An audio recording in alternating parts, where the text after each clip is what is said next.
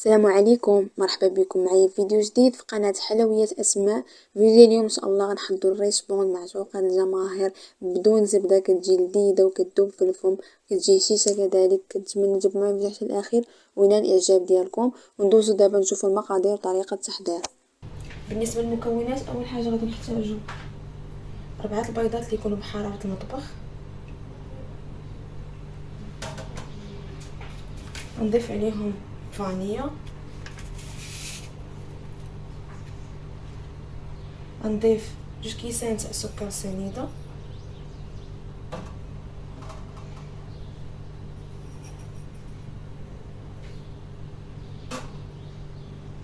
غنضيف عليهم 2 كيسان تاع الزيت عبار كاس العنبه،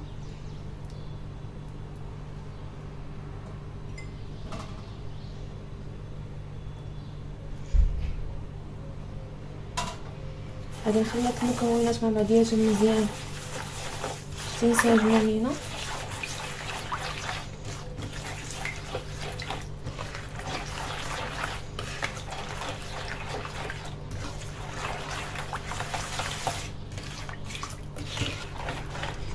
نضيف شويه تاع الملح اللي نسيتها. صافي غادي نكمل نخلط المكونات مع بعضياتهم مزيان حتى ينسجموا كما قلت لكم.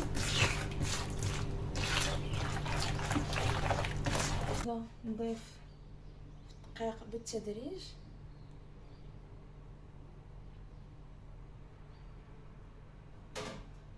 انا كنجمع في العجين. غادي نضيف معاه 2 خمارات تاع الحلوى عباره 8 غرام،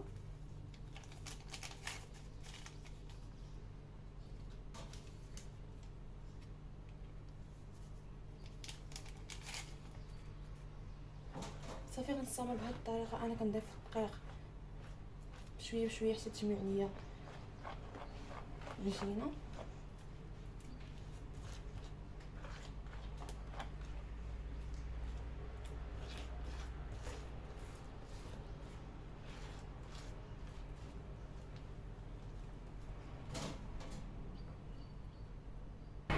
من بعد ما جمعت العجين كما كتشوفوا معايا كيكون القوام تاعها شكون كتكون رطبه ما كتكونش قاصحه، غادي نبدا نشكل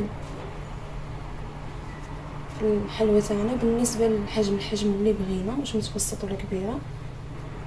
صافي انا درت بهذا الحجم. غادي نستمر بنفس الطريقه حتى نكمل الكميه كامله اللي عندي ونرجع لكم.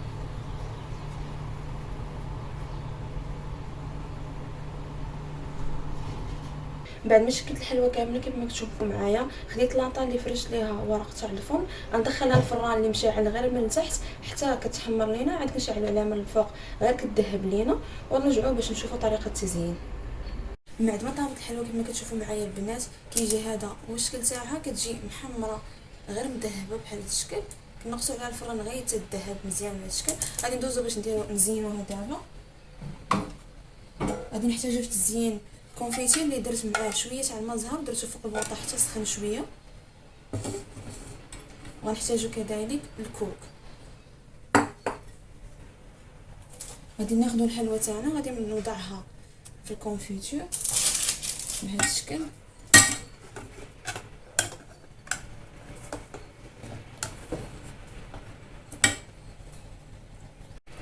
صافي غادي ناخذ فرشاطه اللي غادي نصفيو بها بحال هذا الشكل، غنوضعها في الكوك.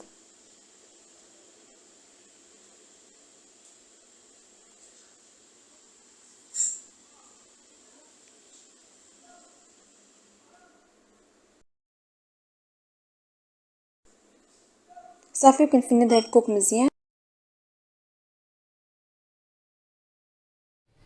صافي كيكون هذا هو الشكل. غادي ندير الريشمون اللي حضرنا اليوم، غادي نستمر بنفس الطريقه حتى نكمل الكميه كامله اللي عندي، ونرجعوا بنشوفوا الشكل النهائي تاع الريشمون اللي حضرنا اليوم. من بعد ما كملت التزيين تاع الريشمون البنات كامله كما كتشوفوا معايا، كيجي هذا هو الشكل النهائي تاعها. انا نقطع لكم باش تشوفوا معايا كيفاش كتجي.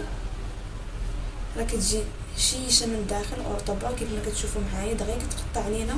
كنتمنى تجربوها حتى نتوما تنال الاعجاب ديالكم، ونتلاقاو في وصفه جديده ان شاء الله.